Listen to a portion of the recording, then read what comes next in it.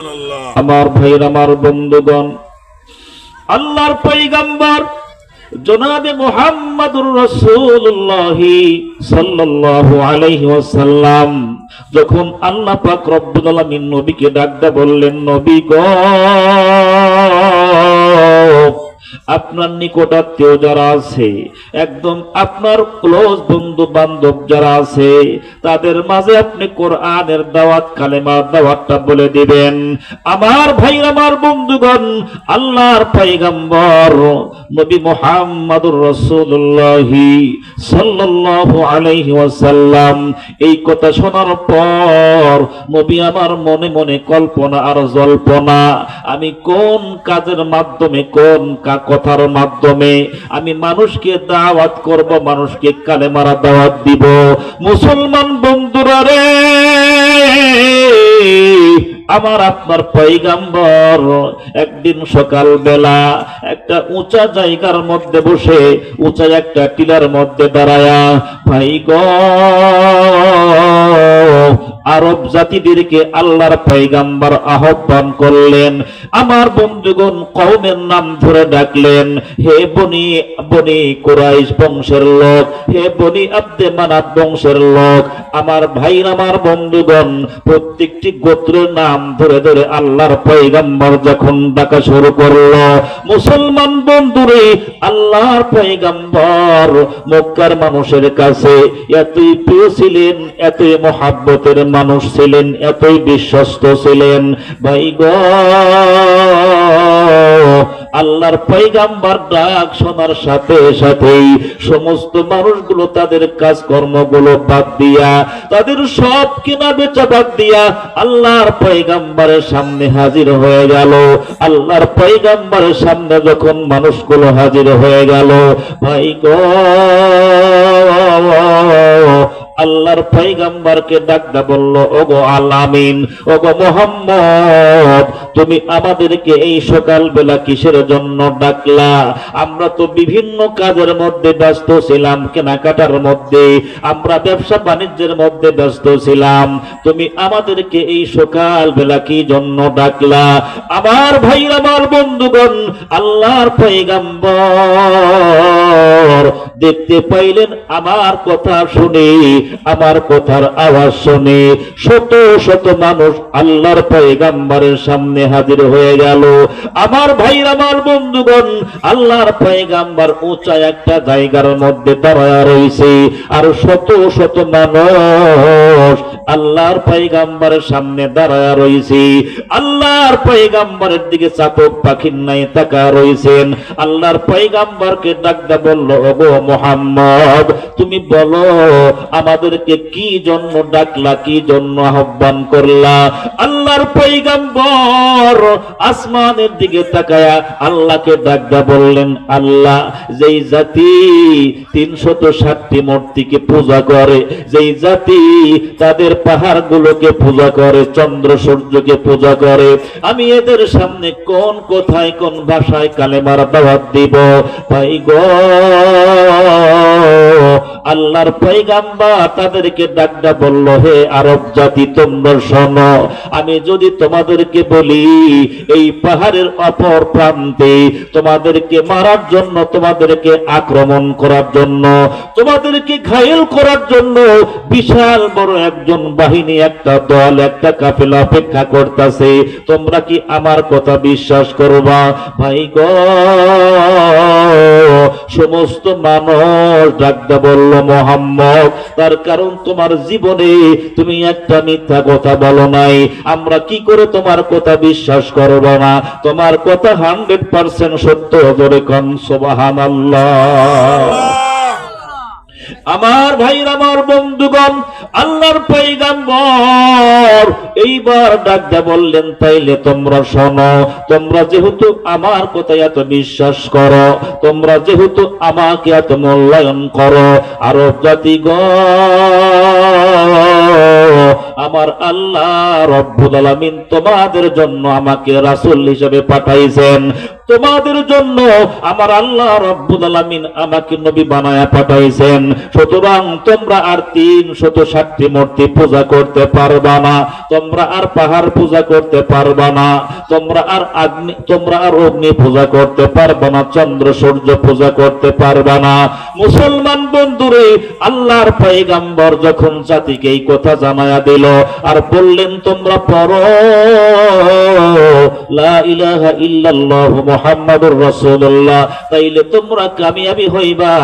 আমি আল্লাহর পয়গম্বর তোমাদেরকে সুপারিশ করে আল্লাহর জান্নাতের মধ্যে নিয়ে যাব। জোরে কোন সুবহানাল্লাহ। আমার ভাইরা, আমার বন্ধুগণ, আল্লাহর পয়গম্বর নবী মুহাম্মদুর রাসূলুল্লাহ সাল্লাল্লাহু আলাইহি ওয়াসাল্লাম যখন জাতিকে এই কথা বলল, এই কথা শোনার পর সকলের চক্ষুগুলো বাজান বড় বড় হয়ে গেল। আমার বন্ধুগণ, কানগুলো খাড়া খাড়া হয়ে গেল। আল্লাহর পয়গম্বর দিকে তাকায়া আরব জাতিগুলো ডাকদা বলল, মুহাম্মদ রে, তুমি যে এই কথা বলবা, এই কথা বলার জন্য আমাদেরকে যে আহ্বান করেছ, আমরা যদি আগে জানতাম তাইলে তোমার কথাই আমরা সাড়া দিতাম না, আমরা কাজকর্ম বাদ দিয়ে, কেনা বেচা বাদ দিয়ে তোমার সামনে আসতাম না। আমার ভাইরা, আমার বন্ধুগণ, আল্লাহর পয়গম্বরের একদম আপন চাচা, রক্তের সম্পর্ক যার সাথে, তার নাম ছিল আবু লাহাব। ভাই গো, এতগুলো মানুষ কেউ ক্ষিপ্ত হলো না, একদম নবীজির আপন চাচা, বাপের ভাই। ভাই গো, আমার বন্ধুগণ, আবু তালেবের মা আবু লাহাবের মাথা গরম হয়ে গেল। আবু লাহাব বিশাল বড় একটা পাথর হাতের মধ্যে নিয়ে আল্লাহর পয়গম্বরকে মারার জন্য আক্রমণ করলো। আল্লাহর পয়গম্বরকে ডাকবা বলল, তাব্বাল্লাকা ইয়া মুহাম্মদ, তুমি ধ্বংস হও, তুমি বরবাদ হও, তুমি একদম ধূলিসাৎ হয়ে যাও। এই কথা বলার পর আমার আপনার পয়গম্বরের দিকে বাগান দিয়ে বিশাল বড় একটা পাথর সরে মারলো। আরে আল্লাহর পয়গম্বর সেখান থেকে একটু সরে দাঁড়াইলো, যার কারণে বাগান পাথরখানা আমার আপনার পয়গম্বরের গায়ের মধ্যে লাগলো না। আমার ভাইরা, আমার বন্ধুগণ, আল্লাহর পয়গম্বরের কলিজা ভেঙ্গে একদম খান খান হয়ে গেল। আল্লাহর পয়গম্বর চোখের মধ্যে পানি নিয়ে কান্দে আর কয়, আল্লাহ, এই আরব জাহানের মধ্যে তুমি ছাড়া আমার কেউ নাই গো আল্লাহ, আমার আব্বা নাই, আমার জনম দুখুনি আমার আম্মাও নাই গো আল্লাহ। ও মালিক, আমার আপন চাচা আমাকে মারার জন্য আক্রমণ করলো, এতগুলো মানুষ কেউ মাথা নাড়াইল না। আল্লাহ, আমার যেই চাচা আমার প্রতি এরকম আচরণ করলো, আমার কলিজা ভেঙ্গে খান খান হয়ে গেল। মুসলমান বন্ধুরে, আল্লাহর পয়গম্বর চোখের মধ্যে পানি নিয়ে কান্না শুরু করলো। আমার আল্লাহ আমার আপনার নবীজিকে ডাকতে বললেন, নবী গো, আপনি কাঁদবেন না, চিন্তা করবেন না গো পয়গম্বর, আপনি শোনেন, আমি আপনার পক্ষ থেকে এটার প্রতিশোধ আমি আল্লাহ নিজেই গ্রহণ করব। জোরে কোন সুবহানাল্লাহ। যদিও আপনার চাচা আপনাকে মারার জন্য আক্রমণ করেছে, আপনাকে মানুষের সামনে লাঞ্ছিত করেছে, শুনেন গো নবী, এটার প্রতিশোধ আমি আল্লাহ নিজেই গ্রহণ করব। জোরে কোন সুবহানাল্লাহ। আমার ভাইরা, আমার বন্ধুগণ, এর দ্বারা কি বোঝা গেল? এই দুনিয়াতে যার কেউ নাই তার কে আছে? জোরে বলেন। যার আল্লাহ আছে তার কি কোনো কাজে কোনো সমস্যা আছে? ভাইরা, আমার বন্ধুগণ, তামাম পৃথিবীর মানুষ যদি আমার আপনার সাথে নাও থাকে, যদি আল্লাহ পাকের নেক দৃষ্টি যদি আমার আপনার প্রতি থাকে, কোনো সমস্যা আছে কি? জোরে বলেন। যার সঙ্গে আল্লাহ আছে তার সাথে পাল্লা দিয়ে কেউ পারবে না। আল্লাহু আকবার। লোক সংখ্যা কম হয়েছেন তাতে কোনো সমস্যা নাই, আপনারা বসেন, আমি আপনাদেরকে বয়ান শোনাবো ইনশাআল্লাহ। আমার ভাইরা, আমার বন্ধুগণ, আল্লাহর পয়গম্বর আবু জাহেলের বাড়ির মধ্যে কতদিন গেছেন, কত রাত্রি বেলা গেছেন। ভাই গো, আল্লাহর পয়গাম্বরের কলিজার মধ্যে একটা চিন্তা, আল্লাহ তুমি আমার উপরে যে গুরু দায়িত্ব দিলা গো আল্লাহ, আমি তো এই অন্ধকার জগতের ভিতরে আমি কেমনে তোমার দিন, কেমনে তোমার এই একত্ববাদের কথা আমি কেমনে মানুষের মাঝে প্রচার করব। আমার ভাইরা, আমার বন্ধুগণ, আরব জাহানের মধ্যে তদানীন্তন সময় দুইজন শক্তিশালী মহাপুরুষ ছিলেন বাদান রে। একজনের নাম ছিল ওমর ইবনুল খাত্তাব রাদিয়াল্লাহু তাআলা আনহু, আর একজনের নাম ছিল আমার বন্ধুগণ আবু জাহেল। এই দুইজনের ব্যাপারে আমার আপনার পয়গম্বর আল্লাহ রাব্বুল আলামিনের দরবারে হাত উঠায়া কান্দে, আল্লাহকে ডাকতে বললেন, মালিক আরব জাহানের অবস্থা ভালো না গো আল্লাহ, আমি যদি মানুষের বাড়িতে কালেমার দাওয়াত দেওয়ার জন্য যাই, মানুষ আমার প্রতি পাথর মারে, মানুষ আমাকে লাঞ্ছনা আর গঞ্জনা দেয় আল্লাহ, তাই তোমার আদালতে আমার দুইটা হাত তুলে দিয়ে তোমার কাছে মোনাজাত করতেছি, ভাই আবু জাহিলকে না হয় ওমরকে, এই দুইজনের মধ্যে একজনকে হেদায়েত দিয়া আল্লাহ আমার ডান হাতখানা শক্তিশালী বানায়া দাও, জোরে কোন সুবহানাল্লাহ। আমার ভাইরা, আমার বন্ধুগণ, আল্লাহর পয়গম্বরের টেকনিক ছিল বাজান, আমি যদি আমি দুর্বল, কিন্তু আমি পারবো না, কিন্তু এলাকার মধ্যে যারা শক্তিশালী ওই সমস্ত মানুষ যদি আমার দলে আসে, তাইলে কালেমার দাওয়াত দেওয়া সহজ না কঠিন? যেরকম বাজান, সহজ না কঠিন? আমার আপনার পয়গম্বর এই কথা মনে করে বাজান আবু জাহেলের বাড়ির মধ্যে কত দিন রাত্রি বেলা গেছে, আবু জাহেলকে বোঝায় আর কয়, চাচা আপনি আমাকে রাসূল হিসাবে মানার কোনো প্রয়োজন নাই, আপনি শুধু আল্লাহ প্রতি ঈমান আনেন, আল্লাহকে রব হিসাবে মেনে নেন। আমি মুহাম্মদ আপনার কাছে কথা দিলাম, কিয়ামতের কঠিন ময়দানে আমি আপনার হাত ধরে আল্লাহর জান্নাতের মধ্যে পৌঁছাইয়া দেব। আমার ভাইরা, আমার বন্ধুগণ, আবু জাহেল মানত না। আবু জাহেল আমার আপনার পয়গম্বরকে মারার জন্য বারবার প্ল্যান করত, প্রোগ্রাম করত, কিন্তু ভাই গো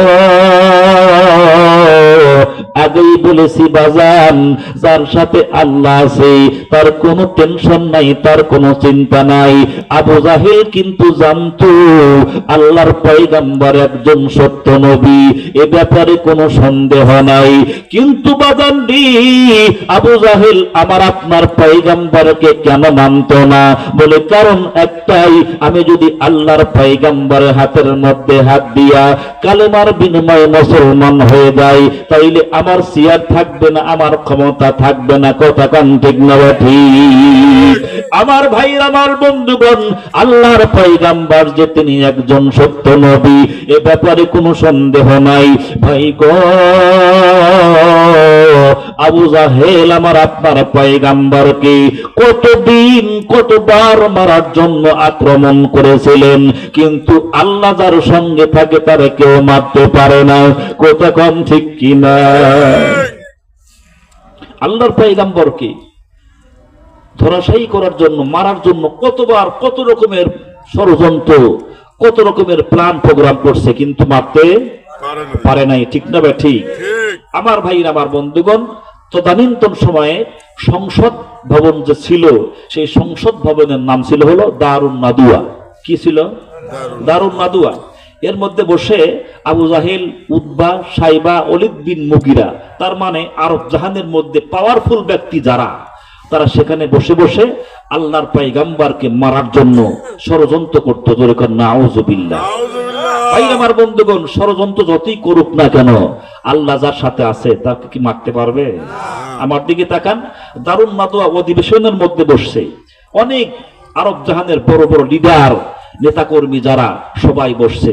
বসার পরে আমার ভাইরা, আমার বন্ধুগণ, দেখছেন যে দারুন নদুয়ার ভিতরে একজন মুরব্বী, হাতের মধ্যে লাঠি, মাথার মধ্যে সুন্দর সাদা চুল, মাথার মধ্যে পাগড়ি বাঁধা, গায়ের মধ্যে খুব সুন্দর সাদা পোশাক পরে একজন মানুষ ঠক ঠক ঠক ঠক করে সংসদের ভিতরে ঢুকতেছে।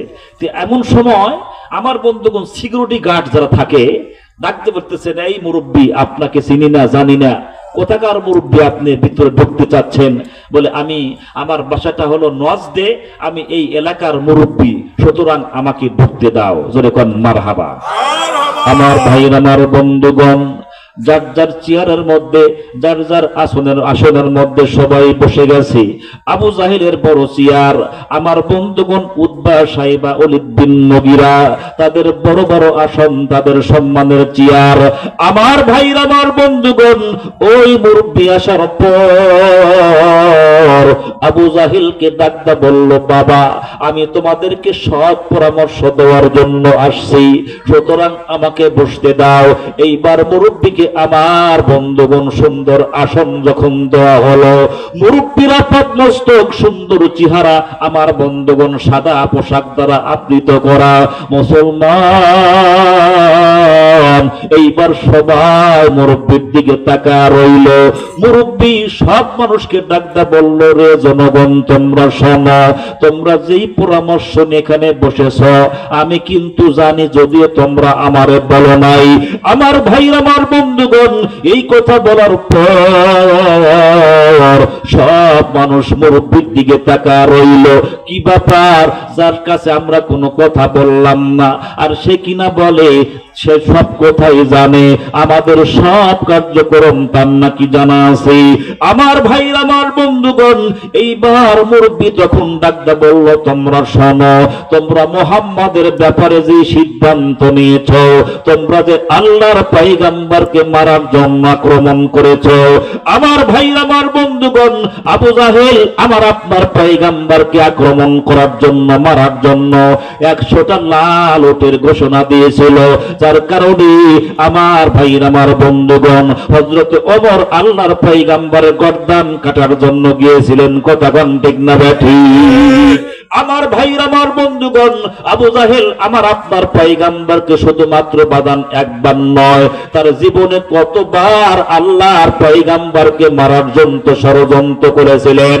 আমার ভাই, আমার বন্ধুগণ, আজকে যখন তারা এক জায়গায় বসে একটা সিদ্ধান্ত গ্রহণ করবেন, আল্লাহর পয়গম্বরকে কেমনে কি করা যায়, এমন সময় একজন খেয়াল দিল, আবু জাহেল আমার মনে হয় মুহাম্মদকে বন্দী করা দরকার, মুহাম্মদকে বন্দী করে পাহাড়ের যে কোনো একটা গুহার মধ্যে তাকে আটকা রাখলেই আমাদের দুশমনের হাত থেকে আমরা বাঁচতে পারবো। জোরে কন্যা আউযুবিল্লাহ। কি করলো? এতগুলো মানুষ সংসদের মধ্যে বসে আল্লাহর পয়গম্বরের ব্যাপারে তারা সিদ্ধান্ত নিচ্ছেন। সিদ্ধান্ত কি? একজন বলতেছে যে আমার মনে হয় আব্দুল্লাহর পুত্র মোহাম্মদকে হাতে পায়ে শিকল লাগায়া তাকে বন্দী করে পাহাড়ের একটা একদম গহীন জায়গার মধ্যে, অন্ধকার কূপের মধ্যে তাকে আটকা রাখা দরকার। জোরে কোন নাউজুবিল্লাহ। কিন্তু যেই মুরব্বী আসছেন, ওনার বাড়ি হলো নজদে, উনি বলতেছেন যে না, এটা করা যাবে না। বলে কেন? বলে এটা করলে যে কোনো এক সময় তার বংশের লোক তাকে সেখান থেকে মুক্ত করবে। বলে কোন মারহাবা। সুতরাং এইটা করা যাবে না। আমার ভাই, আমার বন্ধুগণ, আর এক প্রান্ত থেকে আর একজন বলল, তাইলে আমার একটা খেয়াল, মুহাম্মদকে এই দেশ থেকে তাড়া দেওয়া দরকার, এই দেশ থেকে বাহির করে দেওয়া দরকার। ভাই গো, এই কথা বলার পর ওই মুরব্বী এইবার মাথা নাড়ায়া বলল, না এটাও করা যাবে না। বলে এটা কেন করা যাবে না?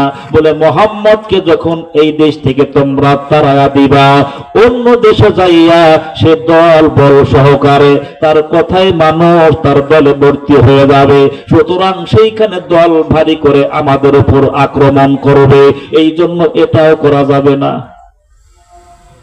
এই জন্য কি এটাও করা যাবে না। আমার ভাই, আমার বন্ধুগণ, আর একজন ডাকতে বলল, তাইলে এটাও যেহেতু করা যাবে না, আমার খেয়াল হলো মুহাম্মদকে একদম মেরে ফেলা দেওয়া দরকার। নাউযুবিল্লাহ। এ মুসলমান, ইমানের বলে বলিয়ান হয়ে বলেন, জোরে কোন ঠিক কিনা? আল্লাহর পয়গম্বরকে যখন মারার জন্য আমার বন্ধুগণ ষড়যন্ত্র গ্রহণ করা হলো, সিদ্ধান্ত গ্রহণ করা হলো, এইবার ওই মুরব্বী তখন ডাকদা বলল, তাইলে তোমরা শোনো, মুহাম্মদকে মেরে ফেললেই তোমাদের আপদ দূর হয়ে যাবে, তোমাদের শত্রু তোমাদের শেষ হয়ে যাবে। কিন্তু বাদানবি ওই মুরব্বী তখন ডাকদা বলল, তোমরা কেমনে মুহাম্মদকে মারবা? যে কোনো বংশের লোক একলা তাকে মারতে পারবা না। সে মনে করেন বাজান, তদানীন্তন সময়ে 4টা গোত্র ছিল শক্তিশালী, 4টা কম ছিল, 4টা গ্রাম ছিল বাজান শক্তিশালী। এইবার ওই মুরব্বী ডাকতে বলল, আমার সিদ্ধান্ত হলো তোমরা 4 গ্রামের যুবক দল একত্রিত হইয়া, 4 গ্রামের যুবক সমস্ত এক জায়গায় হইয়া তোমরা সবাই মিলে যদি মুহাম্মদকে মেরে ফেলে দাও, তাইলে কারো প্রতি বিচার দায়ের করতে পারবে না, মামলা করতে পারবে না, সুতরাং তোমরা কিন্তু বিজয় অর্জন করবা। আমার ভাইরা, আমার বন্ধুগণ, এই কথা বলার পর সবাই মুরব্বির দিকে তাকায় ডাকতে বলল, মুরব্বি আপনার সিদ্ধান্ত সুন্দর, এত সুন্দর সিদ্ধান্ত আপনি পাইলেন কোন জায়গায়? সুতরাং এত সুন্দর পরামর্শ দেওয়ার কারণে আমাদের মনের মধ্যে একটা কৌতূহল জাগলো, বলেন তো আপনার পরিচয়টা কি? আমরা তো আপনার চিনি না। আমার ভাইরা, আমার বন্ধুগণ, ওই মুরব্বী তখন ডাকতে বলল, আমি মানুষ না, তাইলে আপনি আবার কি? বলে, আমি হলাম শয়তান। জোরে কর নাউযুবিল্লাহ। আমার ভাইরা, আমার বন্ধুগণ, শয়তান মানুষ রূপ ধারণ করে। তাদেরকে যখন বাদান সিদ্ধান্ত দিল, বাদান রে, আমার আপনার পয়গম্বর ঈশান নামাজ পড়ার পর ঘরের মধ্যে বিশ্রাম করতেছে, ঘরের মধ্যে আরাম ফরমাইতেছে। এমন সময় গোটা আরব জাহানের মধ্যে খবর পৌঁছাইয়া দিল, আজকে রাত্রে মুহাম্মদকে আমরা কতল করে ফেলবো, আজকে মুহাম্মদকে আমরা হত্যা করে ফেলবো। জোরে কর নাউযুবিল্লাহ। আপনাদের কষ্ট হচ্ছে? খারাপ লাগতেছে? আমার দিকে তাকান। আল্লাহর পয়গম্বর জনাবে মুহাম্মদুর রাসূলুল্লাহ সাল্লাল্লাহু আলাইহি ওয়াসাল্লাম ঘরের মধ্যে বিশ্রাম করতেছেন। পয়গম্বর তো জানেন না যে আমার জানের দুশমন, আমার প্রাণের দুশমন, তারা আমাকে মারবে, তারা আমাকে কতল করবে, তারা আমাকে হত্যা করবে। আমার ভাইরা, আমার বন্ধুগণ, পুরা এলাকার মধ্যে খবরটা প্রচার হয়ে গেছে। এখন লাঠিয়াল বাহিনী যারা এলাকার মধ্যে, যুবক, আমার বন্ধুগণ, যাদের গায়ের রক্ত গরম, টকবকে যুবক, সবাই আল্লাহর পয়গম্বরের ঘরের চতুর্দিকে ঘেরাও করছে। নাউযুবিল্লাহ কোন। সব মানুষ যখন ঘরটা ঘেরাও করছে, আল্লাহর পয়গম্বরকে মেরে ফেলবে। আল্লাহর পয়গম্বর যখন ঘর থেকে বাইরে আসবে, বের হওয়ার সাথে সাথে সবাই আতর্কিত হামলা করে পয়গম্বরকে মেরে ফেলবে। জোরে কর নাউযুবিল্লাহ। আমার ভাইরা, আমার বন্ধুগণ, আল্লাহর পয়গম্বর ঘরের মধ্যে বিশ্রাম করতেছেন। এমন সময় তাদের সিদ্ধান্ত, আরে পয়গম্বর ঘর একদম তারা ঘেরাও করে ফেলছে, একদম ঘরটাকে আমার বন্ধুগণ টার্গেট করে ফেলছে, একদম তাদের নজরে যখন নিয়ে ফেলছে, বাদান গো, আমার আল্লাহ রাব্বুল আলামিন ডাকতে বলল, জিবরাইল রে, আর দেরি করা যায় না রে জিবরাইল, রে জিবরাইল, আমার পয়গম্বরের ঘরের মধ্যে চলে যা। এইবার জিবরাইল ফেরেশতা আল্লাহর পয়গম্বরের ঘরের মধ্যে যখন চলে আসলো, আল্লাহর পয়গম্বরকে ডাকতে বললেন, নবী গো, আমার আল্লাহ রাব্বুল আলামিন আমাকে জানায়া দিয়েছে, ও নবী, আপনি আর বিলম্ব করবেন না, আপনার জানের দুশমন, আপনার প্রাণের দুশমন আপনাকে মারার জন্য, ওই দেখুন গো নবী, আপনার শত্রুগুলো ঘরটা ঘেরাও করছে। ওগো আল্লাহর পয়গম্বর, আপনি যখন ঘর থেকে বাহিরে চলে যাবেন, তারা আপনাকে আক্রমণ করবে, আপনাকে মেরে ফেলবে। আমার আপনার মালিক, আমার আপনার রব আল্লাহ রাব্বুল আলামিন আমাকে আপনাকে খবরটা পৌঁছানোর জন্য বলছি। আল্লাহ আল্লাহর পয়গম্বর এই কথা শোনার পর পয়গম্বর মাথা আমার বন্ধুগণ গরম হয়ে গেল। আরে আমি এখন কি করি, আমি এখন কেমনে এখান থেকে বাহির হয়ে যাব? আল্লাহর পয়গম্বরকে ডাকতে বললেন, নবী গো, আপনি কোনো চিন্তা করবেন না, টেনশন করবেন না গো নবী। আপনার হাতের মধ্যে এক মুষ্টি বালু নিয়া সূরা ইয়াসিন তেলাওয়াত করে তাদের সামনে আপনি ফেকে মারবেন। এই বালু কোনাগুলো আমি আল্লাহ তাদের চোখের মধ্যে পৌঁছাইয়া দিব। আর এই সময় আপনি সেই পথ দিয়া বাহির হয়ে মদিনার দিকে চলে যাবেন। যেরকম সুবহানাল্লাহ। আমার ভাইর, আমার বন্ধুগণ, আল্লাহর পয়গম্বরকে ডাকতে বললেন, নবী গো, আপনি কোনো চিন্তা করবেন না, টেনশন করবেন না গো নবী। আমার ভাইরা রে, আল্লাহর পয়গম্বর মাথাটা বাদাম গরম হয়ে গেল। সঙ্গে সঙ্গে হযরত আলীকে ডাকতে বলল, আলী, এই যে আমার বিছানা পাতা আছে রে আলী, এই বিছানার মধ্যে তুমি আমার গায়ের কম্বলটা গায়ে দিয়া রে আলী, আমার গায়ের কম্বলটা তুমি সুন্দর করে গায়ে দিয়া তোমার মাথা আপাত মস্তক ডেকে আমার বিছানার মধ্যে শুয়ে পড়ো। ভাই গো, হযরত আলী আমার বন্ধুগণ ঘাবড়াইলেন না, চিন্তা করলেন না। তার মানে বাজানডি, যেই মানুষটাকে তারা টার্গেট করছে আল্লাহর পয়গম্বরকে মারবে, বাজান কথা কিন্তু বাজান চারটিখানি কথা না। এমন সময় আমি আপনি হইলে কিন্তু সেই বিছানায় শয়ন করতাম না। তার কারণ এই বিছানায় শোয়া আর না মরা সমান। কথা গান ঠিক না ঠিক? আমার ভাইর, আমার বন্ধুগণ, আল্লাহর পয়গম্বর নবী মুহাম্মদুর রাসূলুল্লাহ সাল্লাল্লাহু আলাইহি ওয়াসাল্লাম হযরত আলীকে বিছানার মধ্যে শোয়া দিয়া এইবার আমার বন্ধুগণ নবীজির কাছে যেই টাকাগুলো, যেই স্বর্ণ মুদ্রাগুলো বাদান আমানত রাখা ছিল, সব হযরত আলীকে বুঝাইয়া দেওয়ার পর আমার আপনার পয়গম্বর আস্তে করে বাদান ঘরের দরজাখানা খুলল। ঘরের দরজা খুলিয়া তাকা দেখে আরব জাহানের সবচেয়ে বড় বড় লিডার গুলো আমাকে মারার জন্য আরে হাতের মধ্যে বড় বড় তলোয়ার নিয়ে তারা প্রতীক্ষায় প্রহর গুনতেছে। মুসলমান বন্ধুরি, আমার আল্লাহ রব্বুল আলামিন ডাকতে বললেন, নবী গো, আপনি আর বিলম্ব করবেন না, তাড়াতাড়ি করে মাটির মধ্যে হাত দিয়ে হাতের মধ্যে বালু উঠান। আল্লাহর পয়গম্বর বালু উঠাইয়া যখন বাজান জমিনের দিকে ফিকে মারলো, আরে আমার আল্লাহ রব্বুল আলামিন তার কুদরত দ্বারা বাবা এই বালু কণাগুলো কাফেরদের চোখের মধ্যে বাতাসে পৌঁছাইয়া দিলেন। যেরকম সুবহানাল্লাহ। আমার ভাইরা, আমার বন্ধুগণ, বালুকণা যখন মানুষের চোখের মধ্যে চলে গেছে, তারা আমার বন্ধুগণ দুইটা হাত এইরকম চোখের মধ্যে দিয়া যখন নাড়তেছে, এই ফাঁক দিয়া আল্লাহর পয়গম্বর তাদের কাছ দিয়ে বাহির হয়ে চলে গেল। আল্লাহর পয়গম্বর খানায় কাবার বারান্দার মধ্যে যাইয়া চোখের মধ্যে পানি নিয়ে কান্দে আর খাই, কাবারে আমার ইচ্ছা ছিল এই মক্কাতে আমি থাকবো, আমি প্রাণ ভরে তোর ইবাদত করব। ও আমার কাবা,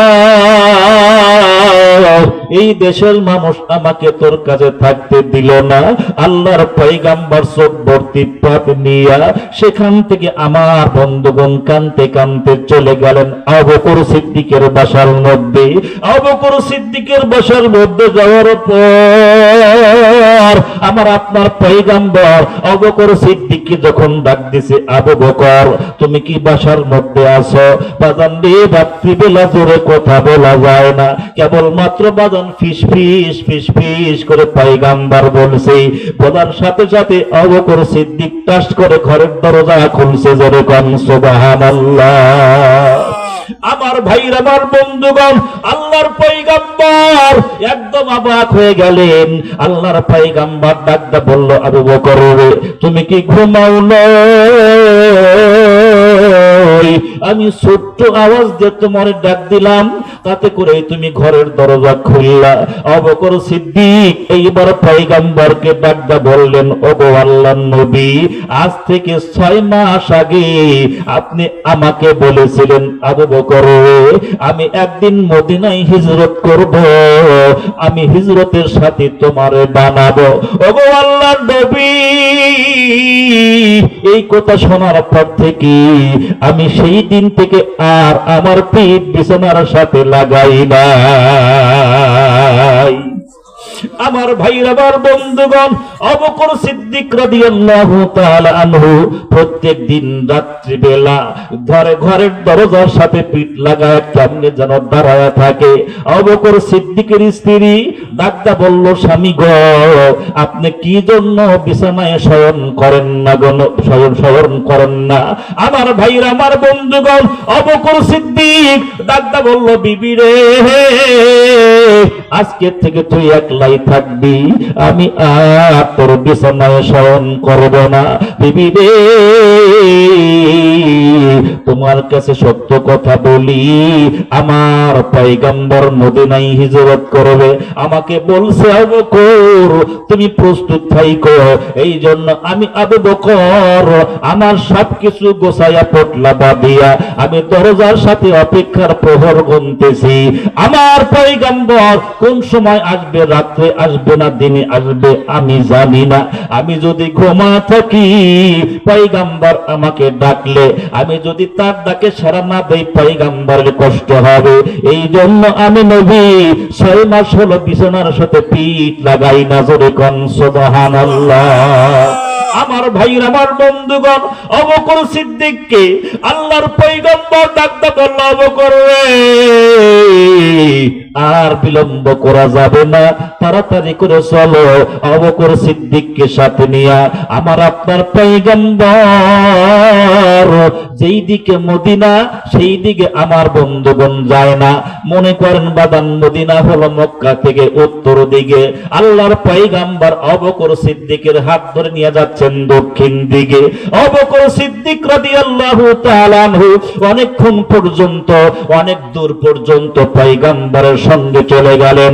অনেক দূর পর্যন্ত যাওয়ার পর আবু বকর সিদ্দিক ডাকতে বললেন, ইয়া রাসূলুল্লাহ, ইয়া হাবিবাল্লাহ, আপনি মনে হয় ভুল করতেছেন।